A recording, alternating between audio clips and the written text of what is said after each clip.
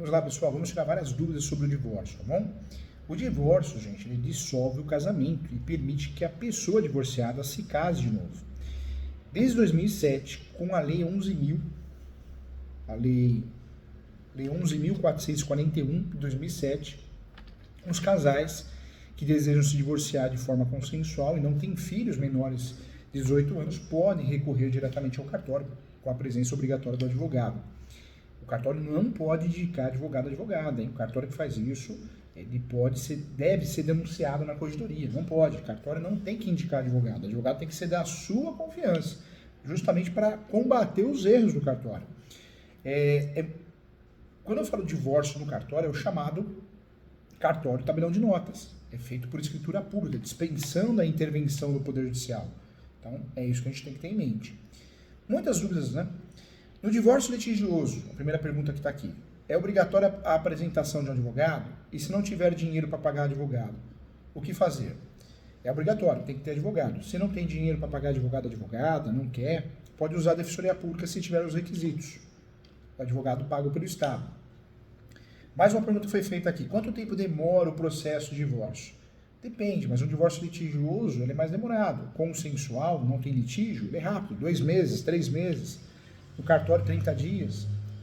Se o cônjuge, mais uma pergunta. Se o cônjuge tiver dúvidas, o outro poderá ser responsável pelo advogado? Não, o advogado pode ser um dos dois. Um advogado, uma advogada só para os dois. A partir do momento que o divórcio seja consensual. Quando é litigioso, o ideal é que cada um tenha o seu.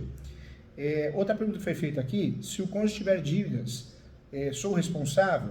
Só se as dívidas forem feitas em benefício da família e não forem ressalvadas no divórcio, tá? Quando ocorre financiamentos pelo casal, como fica o cumprimento dessa obrigação em caso de divórcio? Se foram financiados para aquisições de bens comuns ou de dívidas da família, serão débitos dos dois. Então isso é importante, hein? Se o cônjuge carregar o sobrenome do parceiro após o divórcio, volta a usar o nome de solteiro automaticamente? Não. O nome de solteiro eu tenho que pedir no divórcio se de fato ele ou ela quer, porque nós podemos usar o nome da companheira, a companheira do companheiro, não existe uma regra, né, de sobreposição. O casamento e o divórcio é o momento que você pode alterar o nome, passando a utilizar o sobrenome dela ou dele. E isso não é automático não, como divórcio, hein? Então cuidado. Nos casos de divórcio, como ficam as demandas de guarda e visita? Se for consensual, pode ser decidido dentro do mesmo processo. Se não for, pode ser levado ao Poder Judiciário para que tenha uma decisão. No caso de divórcio litigioso, como decidir quem fica com os animais de estimação? O juiz vai considerar, o juiz, o Poder Judiciário, critérios de interesse de custódia do animal. É custódia que chama.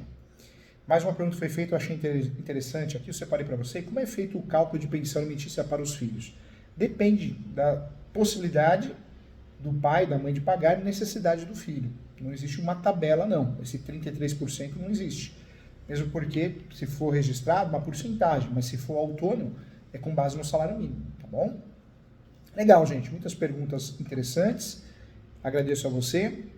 E é sempre importante estudar, né, gente? Estuda que a vida muda. Muito legal, muito obrigado. Até a próxima.